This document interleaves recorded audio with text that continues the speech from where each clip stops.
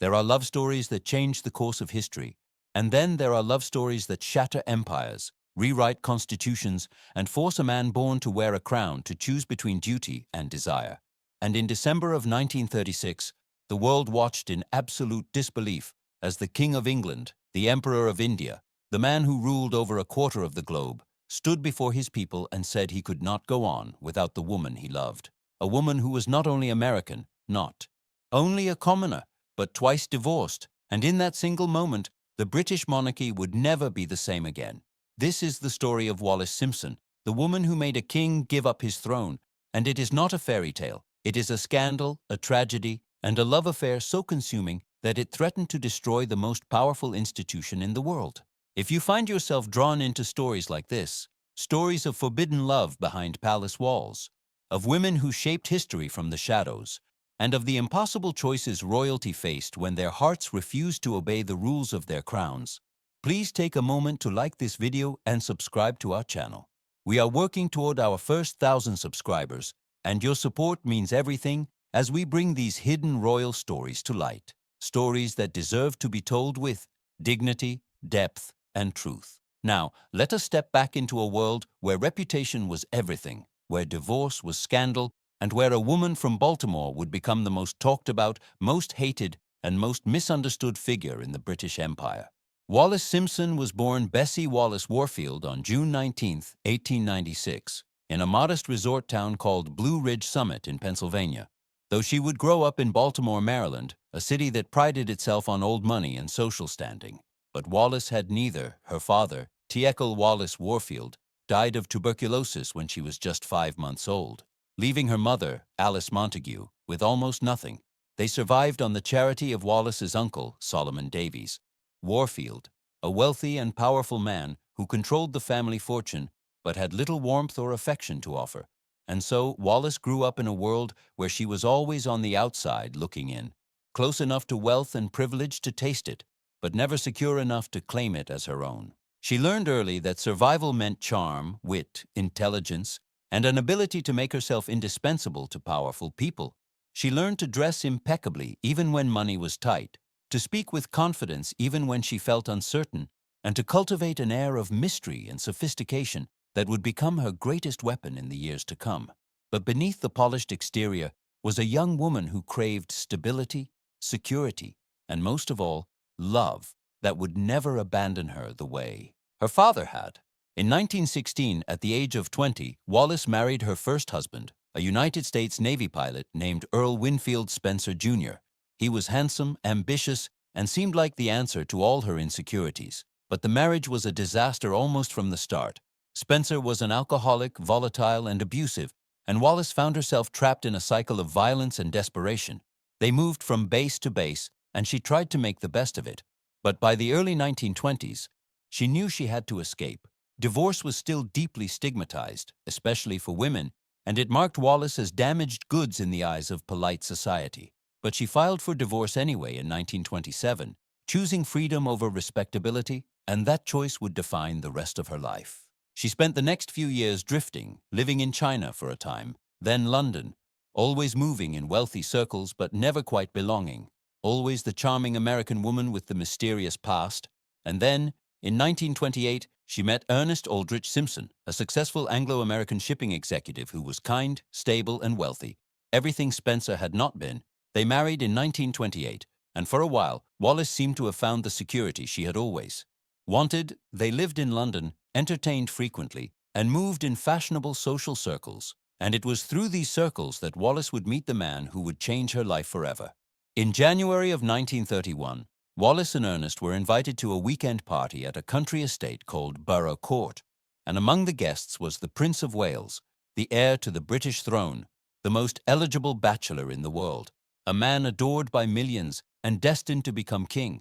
His name was Edward Albert Christian George Andrew Patrick David, though his family called him David, and to the public he was simply the Prince of Wales, charming, glamorous, modern, a man who flew airplanes, played golf, and seemed to represent a new kind of monarchy, less stuffy, more accessible, more human.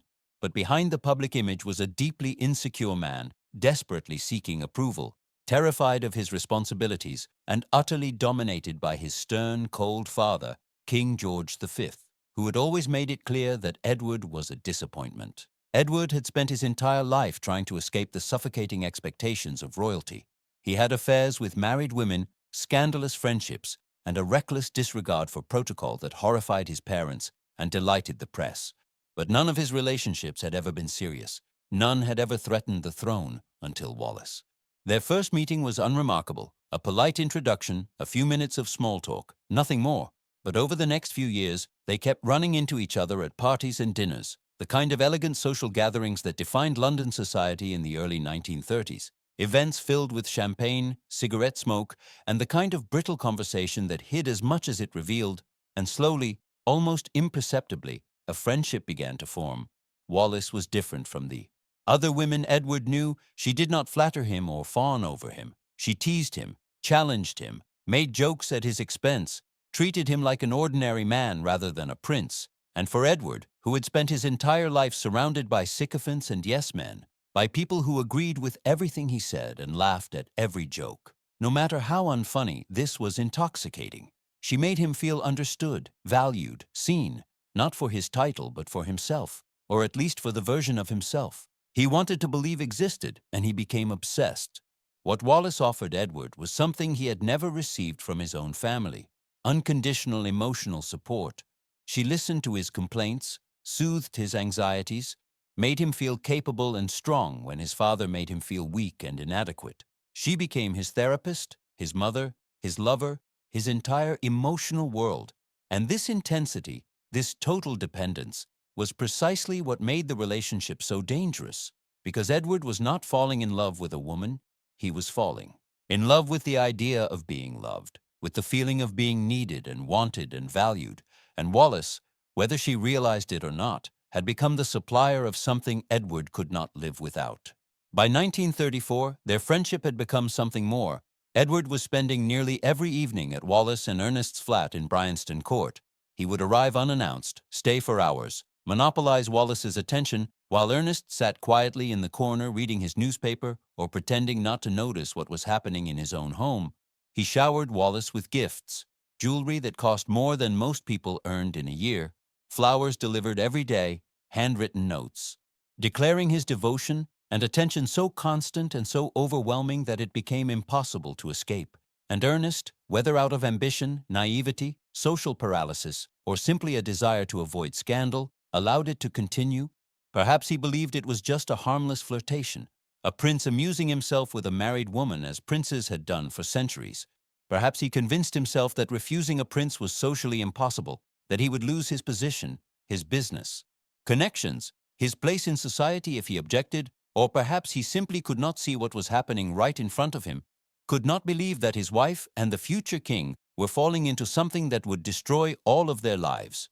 But by 1935, it was clear to everyone except Ernest that Wallace and Edward were in love, or at least that Edward was in love and Wallace was trapped. The British press, bound by a strict code of deference to the royal family, said nothing, but the American newspapers had no such restraint. By the summer of 1936, papers across the United States were filled with stories about the Prince of Wales and his American mistress, the twice-divorced woman who had captured his heart. American readers were fascinated, horrified, and utterly captivated. Here was a real-life Cinderella story, except Cinderella was a divorcee, and the prince was about to become king, and the entire British establishment was determined to stop it. In January of 1936, King George V died, and Edward became King Edward VIII. He was now not just the most famous bachelor in the world. He was the supreme governor of the Church of England, the head of state of the British Empire, a man whose every action carried constitutional significance, and he was desperately, recklessly, hopelessly in love with a woman he could never marry. The Church of England, the institution Edward now led, did not recognize divorce. It considered divorced people to be morally unsuitable, and it absolutely forbade the remarriage of divorced persons while their former spouses were still alive. Both of Wallace's ex-husbands were very much alive, which meant that in the eyes of the church, Wallace could never be Edward's wife. She could be his mistress, his companion, his lover, but she could never be his queen, and the government, led by Prime Minister Stanley Baldwin, made it clear that they would not support the marriage. They would not allow Edward to marry Wallace and remain king.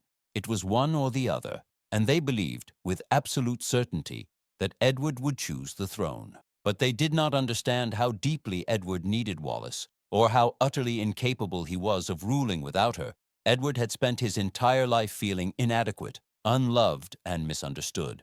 And Wallace made him feel whole. She gave him the emotional support, the confidence, the sense of self-worth that he had never received from his family. And the thought of losing her was unbearable, more unbearable than the thought of losing the crown. And so he began to search for a way to have both. Edward proposed a morganatic marriage, a legal arrangement in which Wallace would become his wife, but not his queen.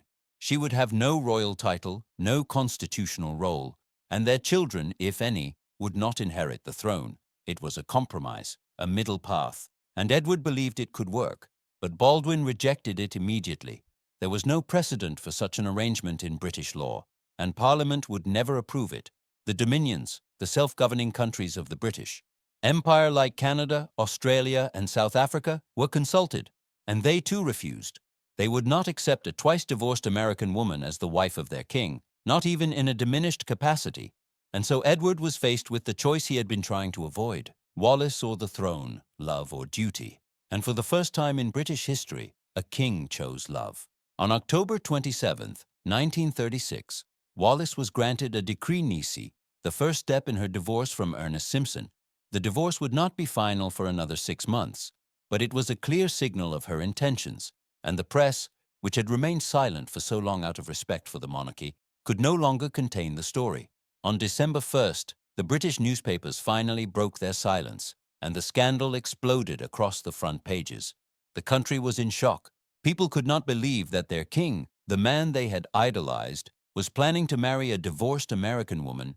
The reaction was immediate and brutal. Wallace was vilified, called a gold digger, an adventuress, a homewrecker, a woman who had seduced the king for power and wealth. Hate mail poured in. Crowds gathered outside her home shouting insults, and she was forced to flee to France for her own safety. But Edward refused to give her up. On December 10th, 1936, just 11 months after becoming king, Edward signed the Instrument of Abdication, a single-page document that formally renounced his claim to the throne for himself and any children he might have. He did it willingly, without bitterness, because he believed that a life without Wallace was not worth living. And the next day, he addressed the nation in a radio broadcast that would become one of the most famous speeches of the 20th century. His voice was calm, steady, but underneath it, there was a deep sadness, a sense of loss that no amount of royal dignity could hide. He spoke simply and directly, telling his people that he had found it impossible to carry the heavy burden of responsibility and discharge his duties as king without the help and support of the woman he loved. And then he was gone, no longer king, no longer His Royal Highness, just a man who had given up everything for love. The British establishment moved quickly to erase him. His younger brother, Prince Albert, became King George VI, and Edward was given the title Duke of Windsor, a lesser rank, a consolation prize, but he was forbidden from returning to Britain without permission, forbidden from performing any royal duties, and Wallace, when they finally married in June of 1937 at a small ceremony in France, was denied the title Her Royal Highness, a deliberate insult, a reminder that she would never be accepted, never be forgiven. And the royal family, including Edward's mother, Queen Mary, and his brother, the new king, refused to attend the wedding, a public rejection that wounded Edward deeply and confirmed what Wallace had always feared, that she would be blamed for everything, that history would remember her not as the woman who loved a king, but as the woman who destroyed one. And so they began their long, strange exile, moving from France to Portugal to the Bahamas, where Edward was appointed governor during World War II, a symbolic role designed to keep him out of trouble. And then, after the war, they settled in Paris, living on the generosity of wealthy friends, hosting parties, attending fashion shows, living the life of glamorous exiles. But there was a hollowness to it, a sense that they were playing at a life rather than living one. Edward grew bitter, resentful, constantly complaining that he had been mistreated by his family, that his sacrifice had never been appreciated. And Wallace, who had never wanted to be queen, who had never asked Edward to abdicate, found herself trapped in a marriage that had cost too much and delivered too little. The truth, which took decades to emerge, was that Wallis had never wanted Edward to give up the throne. She had tried to end the relationship several times. She had told him to forget her, to do his duty, to marry someone suitable. But Edward would not listen. He clung to her with a desperation that was suffocating. And she, out of pity or guilt, or perhaps some twisted sense of responsibility, stayed. And in staying, she became the most hated woman in the world. The scandal followed them everywhere. In America, where newspapers had once been fascinated by the romance, public opinion turned against them, especially after it was revealed that Edward had met with Adolf Hitler in 1937, a meeting that raised serious questions about his judgment and his loyalties. And Wallis, already despised in Britain, became a figure of suspicion and scorn in the United States as well. She was accused of being a Nazi sympathizer, a spy, a woman who had manipulated a weak king for political purposes. None of it was true, but the damage was done. Her reputation was destroyed, and she would spend the rest of her life trying and failing to rehabilitate it. The years passed slowly. Edward and Wallis grew old together, two people bound by a decision made decades earlier, a decision that had seemed romantic and defiant at the time, but now felt like a prison. They had no children, no real purpose, no country that wanted them. And the weight of what had happened, the magnitude of what Edward had given up, hung over them like a shadow that never lifted. They traveled constantly, as if movement could somehow outrun memory, from Paris to New York to Palm Beach to the south of France, always surrounded by wealthy friends but never quite belonging anywhere, always the former king and the woman who caused his fall. And in private moments, when the parties were over and the guests had gone home, Edward would sometimes talk about Britain, about Windsor, about the life he might have had if things had been different. And Wallis would listen, knowing that she could never give him back what he had lost, knowing that she herself had become both his salvation and his prison. There were rumors, whispered in society circles, and occasionally printed in the more scandalous tabloids, that the marriage was not happy, that Wallis took lovers, that Edward was difficult, demanding, childish in his needs, that they fought bitterly in private and maintained only a facade of unity in public. Some of these rumors were true, some were exaggerated, and some were pure invention. But they all pointed to the same fundamental truth, that the great love story the world had watched unfold in 1936 had curdled into something far more complicated and far less romantic, something closer to codependency than passion, and that both Edward and Wallis were, in their own ways, trapped by the choice they had made together. Wallis had once been beautiful, elegant, the woman who could command a room with a single glance, but age diminished her, as it diminishes everyone, and without her looks, without her charm, she had very little left. She had no career, no children to remember her, no legacy except as the woman who broke up a king, and she knew it. She saw how people looked at her, the mixture of curiosity and contempt, the way they whispered when she passed, and she hardened herself against it, building walls that no one could penetrate, becoming the cold, calculating woman that the press had always accused her of being, not because that was who she truly was, but because it was the only way to survive. In the final years of their life together, Edward's health deteriorated rapidly. He had been a heavy smoker all his life, and now his body was paying the price. He developed throat cancer, underwent surgery, and never fully recovered. He became frail, confused at times, and deeply dependent on Wallis, who, despite everything, despite the bitterness and the disappointment and the waste of it all, cared for him with a devotion that surprised even those who knew her best. Perhaps she did love him, after all, in her own way. Or perhaps she simply felt that after everything they had been through, after all they had sacrificed and all they had lost, she owed him that much at least. She owed him her presence, her attention, her care, even if she could not give him back his throne or his family, or the years they had wasted in exile. Edward died on May 28, 1972, at their home in Paris, and for a brief moment, the world remembered him not as the king who abdicated, but as a man who had loved deeply, and perhaps foolishly, the British royal family, who had kept their distance for so long, sent representatives to the funeral. And Queen Elizabeth II, Edward's niece, invited Wallis to stay at Buckingham Palace, a gesture of reconciliation that came far too late to matter. Wallis attended the EBA funeral, small and frail and dressed in black, and then she returned to Paris, to the empty house, to the life that now had no purpose, no center, no reason to continue. But Wallis was not given the same grace that had been extended to Edward.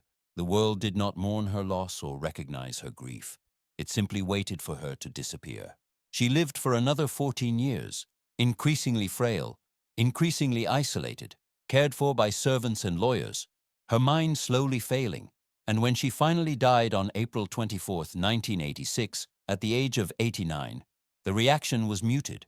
There was no outpouring of grief, no recognition of the complexity of her life, just a quiet acknowledgement that the woman who had caused the greatest royal scandal of the 20th century was finally gone.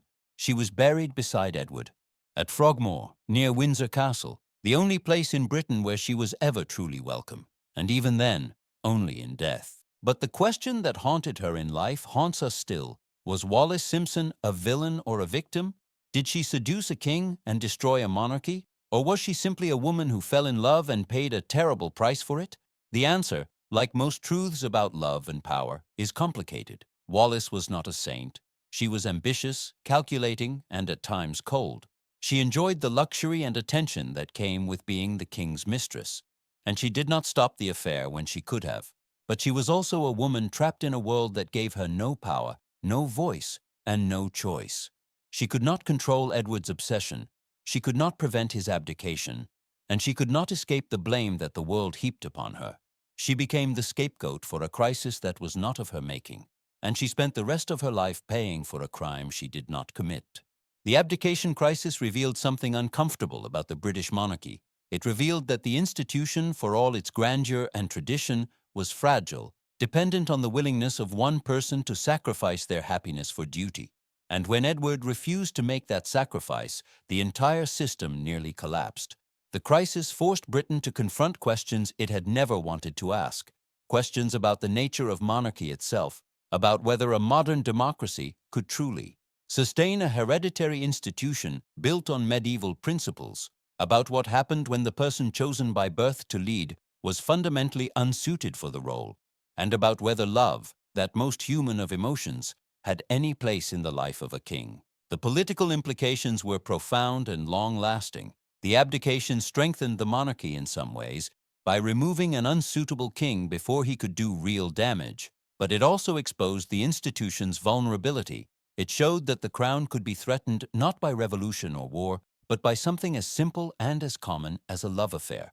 And it forced the royal family to become more careful, more controlled, more aware that their private lives were never truly private, and that every choice they made had public consequences. This lesson would shape the monarchy for generations to come, influencing how future royals approached marriage, duty, and personal happiness. In the United States, the abdication was followed with intense interest. American newspapers had been covering the romance for years, treating it as a kind of real-life fairy tale. And when Edward chose Wallis over the throne, many Americans were thrilled. Here was proof that love could conquer all, that even a king could put his heart before his duty, and that an American woman, a woman from Baltimore, could be worth more than an empire. But this romantic view was not universal. Many Americans, especially women, saw the situation with more clarity and more sympathy.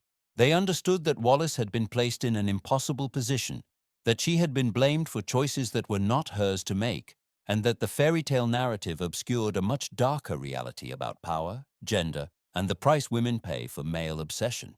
It also revealed something important about how Americans viewed royalty in general. There was fascination, certainly, but also a deep ambivalence. Americans prided themselves on having rejected monarchy, on building a society based on merit rather than birth, and yet they remained captivated by royal drama, by the glamour and tragedy of lives lived under impossible constraints. The abdication crisis was perhaps the first time that royal scandal became global entertainment, covered by newspapers and radio broadcasts around the world, discussed in living rooms from London to Los Angeles, and it set a precedent for how future royal scandals would be consumed, analyzed, and judged by a public that felt both distant from and intimately connected to the private lives of people they would never meet. For the women of the 1930s, watching the crisis unfold, there were complicated lessons to be learned. On one hand, Wallis represented a kind of freedom, a woman who had divorced twice, who had lived independently, who had refused to apologize for her past or conform to society's expectations. And in that sense, she was almost a feminist icon. But on the other hand, her story was also a cautionary tale about the dangers of being associated with powerful men, about how easily a woman could become a scapegoat, about how society would always find a way to blame the woman rather than the man, no matter who had actually made the decisions, and about how love, when it came at the cost of everything else, could become a prison rather than a liberation. The double standard was obvious to anyone paying attention. Edward was treated as a romantic hero, a man who had sacrificed everything for love, while Wallace was vilified as a temptress, a schemer, a woman who had destroyed a king. Yet Edward was the one who had abdicated. Edward was the one who had refused to give her up. Edward was the one who had put his personal desires above his constitutional duty. And yet somehow, in the eyes of the world, it was all Wallace's fault. For women watching this story unfold, whether in the 1930s or today, there is something deeply recognizable in Wallace's experience. The way she was blamed for a man's choices, the way her past was used against her, the way she was expected to disappear quietly and not cause trouble, and the way, when she refused to disappear, she was punished for it. Women have always been held to different standards than men, especially when it comes to love and sex and power. And Wallace, more than almost anyone, paid the price for violating those standards. And yet, there is also something almost admirable in the way she refused to apologize. She never claimed to be innocent, never asked for sympathy, never played the victim. She lived her life on her own terms, even when those terms were set by a world that despised her. And in that refusal to bow, to beg, to repent, there is a kind of strength, a kind of defiance that is worth remembering. She was not a hero, but she was not a monster either. She was a woman who loved and lost, who made mistakes and paid for them, and who, in the end, was far more human than history has allowed her to be. The story of Wallace Simpson and Edward VIII is not a love story, or at least not the kind we tell ourselves before bed. It is a story about the cost of obsession, the cruelty of institutions, and the way women are made to carry the blame for the failures of powerful men. It is a story about duty and desire, about the rules we make to protect power and the people we destroy when those rules are broken. And it is a story that, almost 90 years later, still has the power to make us ask difficult questions about love, sacrifice, and the price we pay for choosing our hearts over everything else. Edward gave up his throne, his country, his family, and his purpose, all for a woman who never asked him to. And Wallace, who wanted only security and love, ended up with neither, just a title she could not use, a husband who needed her too much, and a world that would never forgive her for existing.